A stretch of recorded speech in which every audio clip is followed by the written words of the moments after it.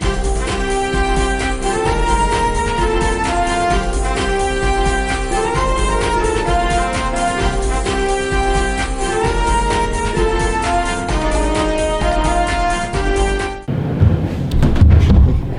welcome back for another edition of Terrier News. I'm Alexis Barajas. And I'm Chancellor Brown. Every year, we honor our cooks at CCHS with an entire week dedicated to them. For Cooks Appreciation Week, staff provided different foods throughout the week to honor the cooks, including cookies, cakes, and home-cooked meals. Our cooks work very hard to have different options of foods. If you don't like what's on the menu for the day, you can substitute it with chicken wrap, PB&J, or a salad. Even though the government regulates our food, the cooks still do a good job of going above and beyond by getting the little things approved here and there, including chips, cookies, and candy apples for the holidays.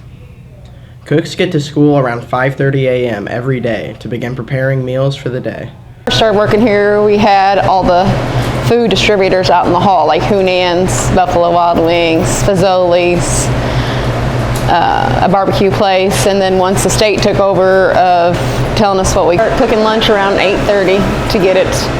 We serve about 650 kids a day out of the 1,200 that we have, which is half of the kids, so yeah.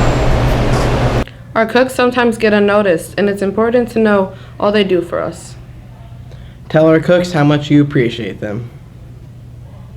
With so many students having required classes and busy schedules, it can be overlooked that CCHS offers a wide variety of music classes to take. More than a way to learn an instrument and get out of PE, music classes here offer a way to learn many different skills, which are useful for more than just performing and competing in events. With classes ranging from the standard band, choir, as well as other specialized instrument classes, there's a music class to be found for everybody. Music instructor Mr. Townsend shared his input as to what they believe music classes can do to benefit students. A student interview was also conducted for them to share their experiences in music classes and how it's benefited them. I've learned a lot about how to work with other students in a group dynamic for music, and a lot of different styles on how to play with marching band or percussion and jazz band or concert percussion. Teachers here really try to focus on meeting students where they are and hopefully developing a greater love for and appreciation for the art that we happen to be teaching. With so many classes, it may be hard to select which one is right for you, but one thing all music classes share are valuable skills to learn and memories that can be made along the way. A music class certainly does sound like a fun and worthwhile experience. Students interested in taking a music class should speak to a music teacher to find what class is right for them. Carbondale is not only a school that is known for their amazing students, but known for their outstanding sports. This year's fall sports have gone above and beyond at succeeding thus far. The Carbondale's fall sports include boys soccer, football, girls tennis, golf, volleyball, and cross country. I think our team's biggest highlight is probably winning conference again this year. Our team's biggest highlight of the season is beating Althoff and Magnet to the playoffs. My favorite part of the season has been whenever Butler gets mad at us.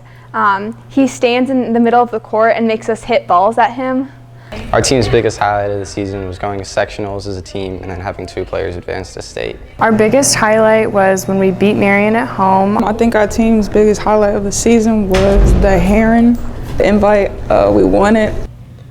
Congratulations to all the fall sports teams' success thus far.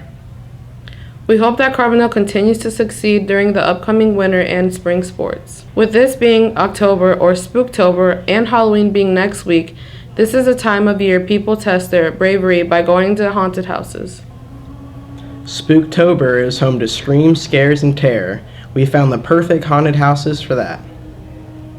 Chittyville Haunted House in Heron and Sinster House in DeSoto are 2 haunted houses known for giving the best scares near Carbondale all October. Chittyville and Sinister House owners let us in on why they created their haunted house, their prizes, hours, and more. Well, it's something I've always been interested in since I was little, and one day we were watching a reality TV show about making props for haunted houses, and my wife said we should do one of these, and I've held her to it ever since. And here we are. Many of them are running and screaming. A lot of them are laughing too, so it seems like most people are having a good time. Changing things around and knowing when the customer comes through, oh, I've seen this before, oh no I haven't, that I really get, and then you get to see the scares that the areas get, and that's the part I like. Want to know even more information about either haunted house? Then make sure to check out Chittyville Haunted House and Sinister House before November 2nd. Thank you for watching this week's Terrier News.